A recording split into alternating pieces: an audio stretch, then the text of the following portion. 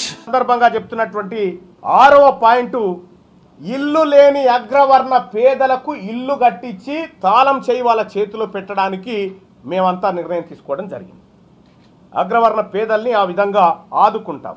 అలాగే 7వ పాయింట్గా సచార్ కమిటీ ఏదైతే నివేదిక ఇచ్చిందో, ఈ భారతదేశంలో ఉన్నటువంటి ముస్లింలు ఈ దేశంలో ఉన్నటువంటి ఎస్సీల కంటే కూడా వెనకబడిపోయారనేటువంటి సైంటిఫిక్ డేటా సచార్ కమిటీ ఇచ్చిందో, ఆ సచార్ కమిటీ నివేదిక ఆధారంగా తెలంగాణ రాష్ట్రంలో ఉన్నటువంటి ముస్లిం మైనారిటీలు లేదంటే ఇతర మైనారిటీ సోదరులు ఎవరైతే ఉన్నారో వాళ్ళని అప్లిఫ్ట్ చేయడానికి, అభివృద్ధి చేయడానికి ఆ సచార్ కమిటీ నివేదిక ఆధారంగా వాళ్ళకు ప్రత్యేక పథకాలు రూపొందించి వాళ్ళ జీవన ప్రమాణాలు పెంచాలని చెప్పి మేమంతా నిర్ణయం చేయడం జరిగింది.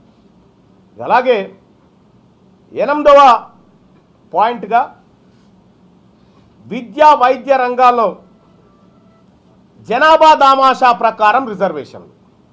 బీసీలు 42 ఉన్నారనేటువంటి మాట కాంగ్రెస్ పార్టీ ఏదైతే 42 అన్నారో 42 కాదు, మేము ఎంతుంటే మాకంత, ఓసీలు ఎంతుంటే వాళ్ళకంత, ఎస్సీలు ఎంతుంటే వాళ్ళకంత, ఎస్టీలు ఎంతుంటే వాళ్ళకంత. జనాభా దామాషా ప్రకారం అందరికీ ఫలాలు అందాలి. విద్యా ఉద్యోగాలలో వాళ్ళకు రావాల్సినటువంటి జనాభా ఆధారంగా రిజర్వేషన్ పంపిణీ మా ప్రభుత్వ ప్రయోజనం. 8వ అంశం. ఇక 9వ అంశానికి వస్తే ప్రైవేటు రంగంలో కూడా రిజర్వేషన్లు అమలు చేయడంతో పాటు స్థానికతకు గుర్తింపునిచ్చే విధంగా పాలసీలను తయారు చేసే విధంగా రేపటి మా తెలంగాణ రాజ్యాధికార పార్టీ పూర్తి స్థాయిలో చిత్తశుద్ధితో పనిచేయబోతా ఉంది. అలాగే మరీ ముఖ్యంగా ఇవాళ తెలంగాణ ప్రాంతంలో ఎక్కడ చూసినా, ఏ కుటుంబం చూసినా ఆర్థికంగా ఛిద్రమవుతుంది 2 రంగాల వల్ల. ఒకటి విద్య, రెండోది వైద్య రంగం వల్ల ఛిద్రమవుతా ఉన్నాయి. కాబట్టి తెలంగాణ రాష్ట్రంలో ఉన్నటువంటి ప్రతి ఒక్కరికి కార్పొరేట్ లెవెల్లో ఉచిత విద్యను అందించడం, కార్పొరేట్ లెవెల్లో ఉచిత వైద్యాన్ని అందించడం, అలాగే తెలంగాణ జనాభాలో 50% ఉన్నటువంటి మహిళలను ప్రత్యేకంగా గుర్తించి ఈ 3 రంగాలను మొదటి ప్రాధాన్యత అంశంగా భవిష్యత్తులో తీసుకోవడంతో పాటు వీటిపైన బీసీ మేధావులు, ప్రొఫెసర్లు అందరితోని ఒక కమిటీ వేసి ఈ 3 రంగాలను చాలా పకడ్బందీగా ఎలా అమలు చేయాలనేటువంటి అంశం పైన ఒక నిర్ణయం తీసుకోవడం జరిగింది. ఈ 10 అంశాలు వరంగల్ డిక్లరేషన్లో ఈ 10 అంశాలను తెలంగాణ రాజ్యాధికార పార్టీ టేక్ ఓవర్ చేస్తూ ఉంది. సో ఈ కార్యక్రమాన్ని దాదాపు 1:45 పాటు మా రాష్ట్ర కార్యవర్గ సమావేశం జరిగింది. ఇప్పటి వరకు తెలంగాణ రాష్ట్రంలో పార్టీ ఆవిర్భావం అనేటువంటి అంశమే కానీ ఈ పార్టీ కామన్ మినిమంగా ఏం చేయబోతా ఉంది ప్రజలకు అనేది 10 పాయింట్ల ద్వారా వరంగల్ డిక్లరేషన్లో గౌరవ మీడియా ముందు ఉంచుతున్నాం.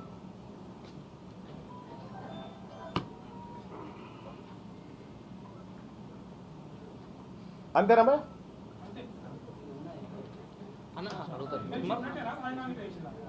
ఎమ్మెల్సీ ఇప్పుడు చాలా మంది ఆ బీఆర్ఎస్లో గెలిచి కాంగ్రెస్లో చేరారు కదా, వాళ్ళ దాన్ని అయిన తర్వాత నా దానికి వద్దామనిపిస్తుంది. నాకు నైతికత ఉంది కాబట్టి కాంగ్రెస్ పార్టీ నుంచి నేను వెళ్ళి రాలే, కాంగ్రెస్ పార్టీ నుంచి నన్ను వెళ్ళగొట్టి.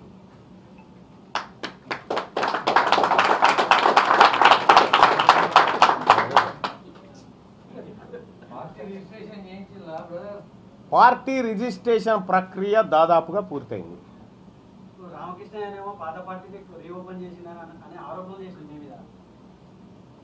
ఆయన ఎవరు? నేను చాలా మందిని కలిసినాం ఈ మధ్యకాలంలో, బీసీ నాయకత్వాన్ని చాలా మందిని కలిసినాం. బహుశా మా వ్యూహంలో భాగంగా మేము అన్ని అడుగులు వేసుకుంటూ వచ్చినాం. సో అట్లాంటిది ఏమన్నా ఉంటే మీరు ఆ కోణంలో పరిశీలించండి దాన్ని. ఒకటి డిక్లరేషన్ లో ఉద్యమకారులది ఒకటి పెట్టండి తెలంగాణ ఉద్యమకారులు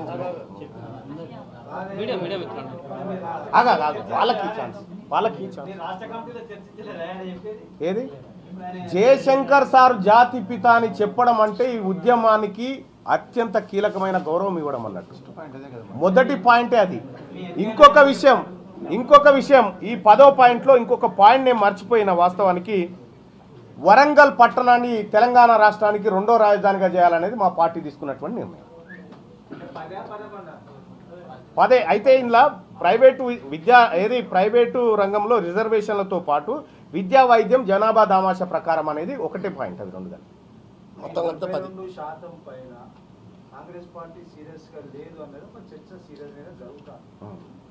అది కావాల్సింది ఇప్పుడు 50% అని గతంలో ఉన్నదాన్ని ఆయన 10% పెంచి ఈబీసీ అని తీసుకొచ్చింది 23 ఎన్నికల మోడీ. ఇప్పుడు అది 50 దాటి 60 పెంచి ఈ క్రమంలో బీసీలు కూడా కావాలంటే పార్లమెంట్ చేయాలి కదా వ్యవస్థ. అంటే మనకి ఇక్కడ ఒక ఆప్షన్ ఏముందంటే దయచేసి మీడియా గమనించాల్సినటువంటి అంశము మంచి పాయింట్ కూడా 10% ఈడబ్ల్యూఎస్ కోటా కింద తీసుకురావడం వల్ల Indira Sawhney versus union of India కేసును మనం క్రాస్ చేస్తూ ఉన్నాం. మనకు ఏదైతే సుప్రీంకోర్టు విధించినటువంటి 50% రిజర్వేషన్ లిమిట్ ఉందో దాన్ని క్రాస్ చేస్తూ ఉన్నాం అనేటువంటి మాట మీరు చెప్పినారు. సో ఇక్కడ ఈ తెలంగాణ ప్రభుత్వం ఏం చెప్తా ఉంది, లోకల్ బాడీ ఎన్నికల్లో క్రాస్ కాలే, విద్యా ఉద్యోగాల కాడ క్రాస్ అయింది. అది ఈ విద్యా ఉద్యోగాల కాడ క్రాస్ చేయమని మేము కూడా చెప్తా ఉన్నాం. ఈ సాహసం ప్రభుత్వం చేయదు. అయ్యే కార్యక్రమం చేయకుండా కాని దాన్ని మాకు చూపెట్టి ఒంటె పెదవులకు నక్కాశ పడ్డట్టుగా మీకు 42 వస్తుంది. ఆల్రెడీ తెలంగాణ రాష్ట్రంలో బీసీ సర్పంచుల సంఖ్య 51.5%. ఆల్రెడీ తెలంగాణ రాష్ట్రంలో బీసీ ఎంపీటీసీల సంఖ్య 50.5%. ఇక నువ్వు కొత్తగా ఇంకో 8 కట్ చేసి ఇచ్చుడు తప్ప కొత్తగా చేసేది ఏముండదు. నువ్వు ఇవ్వాల్సింది మాకు విద్యా ఉద్యోగాలలో తక్షణమే నువ్వు చెప్పిన 42 ఏదో అంటున్నావు కదా, అది ఇంప్లిమెంట్ చేయి. మీరు ఆ విధంగా నువ్వు సుప్రీంకోర్టుకు పోయి సుప్రీంకోర్టుకు సైటేషన్ చెప్పొచ్చు. ఏమని, ఈడబ్ల్యూఎస్ కోటా ద్వారా 50% క్రాస్ అయిపోయినాం కాబట్టి దీన్ని కన్సిడర్ చేయండి అని చెప్పడానికి మన కాడ ఉంది. నువ్వు అది పోకుండా ఈ లోకల్ బాడీ ఎన్నికల రిజర్వేషన్కి పోతా ఉన్నావు. లోకల్ బాడీ ఎన్నికల్లో రిజర్వేషన్ల విషయంలో ఆల్రెడీ వీ క్రాస్డ్ 50% అబోవ్. కాబట్టి ఇది ఒక రకమైనటువంటి డ్రామా, దీన్ని కూడా పరిశీలిస్తాం. నెక్స్ట్ రాబోయే రోజుల్లో పార్టీ మీతోని కలిసిపోదాం అనుకునే వాళ్ళతో కలిసిపోయే అవకాశాలు ఉన్నాయి. అది ఎవరైనా ఇప్పుడు కాంగ్రెస్ పార్టీని మా దాంట్లో విలీనం చేస్తామన్నా ఒప్పుకుంటాం, మాకేం ఇబ్బంది లేదు. కాకపోతే నేనేమంటున్నా భయ్యా, మాతో కలిసి రావాలంటే మా నైతికత ఉండాలి, మా భావసారూప్యత ఉండి మా పార్టీతో కలిసి వచ్చి అయ్యా మీరు చేస్తుంది మంచి పని అని చెప్పి ఆ పార్టీలు భావిస్తే మాతో కలిసి నడుస్తా అంటే మాకే ఇబ్బంది లేదు. మా అంతిమ లక్ష్యం ఏ వర్గాలకైతే అధికారం దూరమైందో ఆ వర్గాలకు సముచితమైనటువంటి న్యాయం చేస్తూ అందరినీ సమాన స్థాయికి తీసుకురావాలి. విలీనం చేయమంటున్నా. అందుకే నేనేమంటున్నా, కాంగ్రెస్ పార్టీ రేవంత్ రెడ్డి గారిది కాదు, లేకపోతే మహేష్ కుమార్ గౌడ్ గారిది కాదు. కాంగ్రెస్ పార్టీకి అధిష్టానం ఢిల్లీలో ఉంటుంది. ఒకవేళ అయ్యా వీళ్ళు మమ్మల్ని మోసం చేసిరు, ఈ రేవంత్ రెడ్డి గారు జానారెడ్డి గారు మోసం చేసిరు, మీరు చేసిందే కరెక్ట్ అయ్యా, మీ అంటనే నడుస్తాను తీయని వాళ్ళు వస్తే మేమేం చేస్తాం అంటున్నా. నైతికత లేదు కాంగ్రెస్ పార్టీకి అని మీరు చెప్తున్నారు. 100% విద్యా ఉద్యోగాలలో మళ్ళీ వాళ్ళు కలిసి చెప్తే మేము తీసుకుంటాం అని ఎక్కడ అంటే నేను నైతికత లేదని మీరే. ఇప్పుడు కాంగ్రెస్ పార్టీ నేను చెప్పిన మాట, కాంగ్రెస్ పార్టీ మా దాంట్లో విలీనం చేయమని చెప్తా ఉన్నాం. ఎందుకంటే చేసిన పాప పరిహారం అన్న అవుతుంది, మీకు పాప పరిహారం అన్న అవుతుంది కాంగ్రెస్ పార్టీకి. ఎందుకంటే ఇచ్చిన హామీలు నిలబెట్టకుండా తప్పు చేసినవయ్యా, ఆ తప్పుకు పరిహారంగా మీ బీసీలు వెంటనే నడిచి వస్తామని వస్తే అప్పుడు ఆలోచిస్తాం. మేము ఇస్తాం కదా, ఇచ్చేటోళ్ళం ఏం కదా.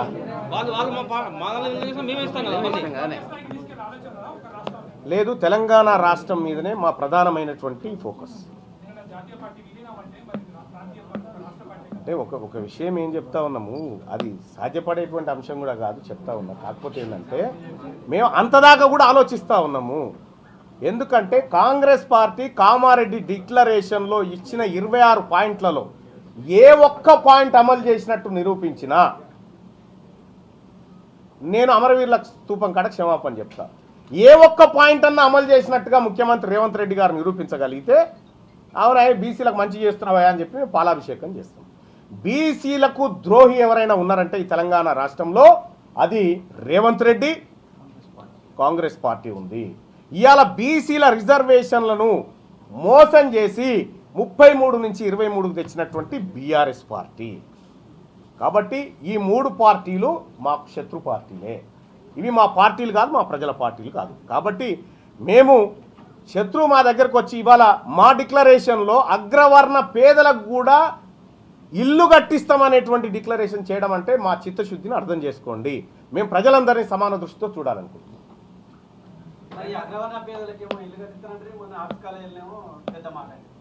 ఏదది అదేందో అనాలే. మీ 10 టీవీయా? 10 టీవీ కేకే గారు ఇప్పుడు అగ్రవర్ణ పేదల్ని అవును అవును అంటే ఒక్కసారి అది ఒక్కసారి విని మళ్ళీ చెప్పు, నేను వెయిట్ చేస్తా.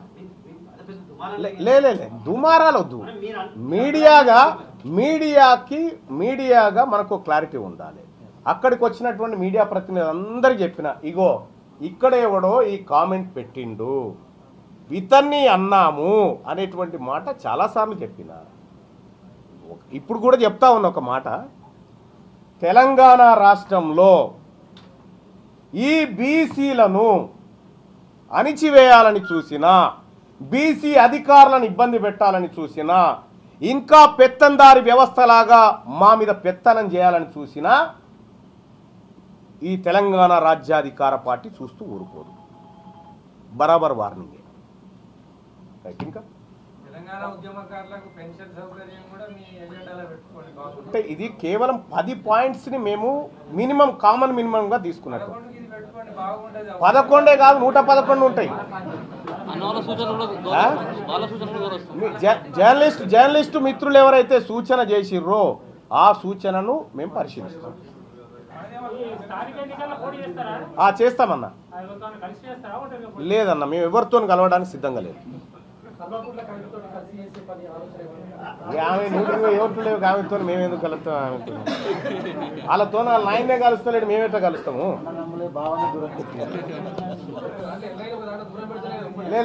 ఆమె దుకాణం అయిపోయింది బాస్. ఆమెకు తెలంగాణలో ఉన్న మాకు బీసీలకి ఏం సంబంధం లేదు కదా, అయిపోయింది కదా, క్లోజ్.